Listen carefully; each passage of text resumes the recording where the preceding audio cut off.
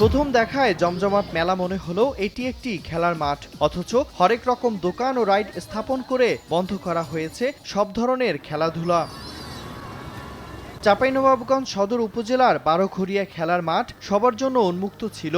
পাশেই ছিল দৃষ্টিনন্দন পার্ক। গত কয়েক বছর আগে স্থানীয় কিছু প্রভাবশালীরা মাঠ দখল করে বিভিন্ন দোকান ও রাইড স্থাপন করে। ২০২৪ সালের ৫ আগস্ট সরকার পতন হলে মাঠটি থেকে অবৈধ স্থাপনা সরিয়ে ফেলেন স্থানীয়রা। তবে সম্প্রতি আবারও একই অবস্থা সৃষ্টি হয়েছে।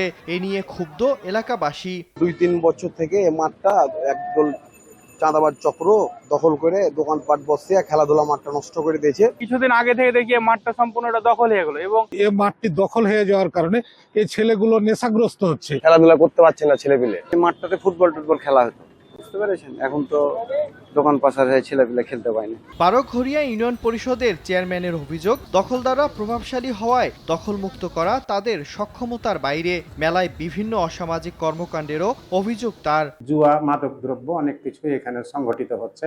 এখানে আমরা ইউনিয়ন পরিষদ থেকে পদক্ষেপ নিয়ে এখন বর্তমানে আমরা কিছু আর করতে পারছি না। শিগগিরই স্থানীয়ভাবে উচ্ছেদের আশ্বাস উপজেলা প্রশাসনের। সেটা পার্মানেন্টলি কিভাবে উচ্ছেদ করা যায় সে বিষয়ে আমরা খুব শীঘ্রই সেখানে পদক্ষেপ নিব। এ নিয়ে ক্যামেরার সামনে কথা বলতে রাজি হয়নি দখলদার ও চাঁদা আদায়কারী কেউই। সময় সংবাদ, চাঁপাইনবাবগঞ্জ।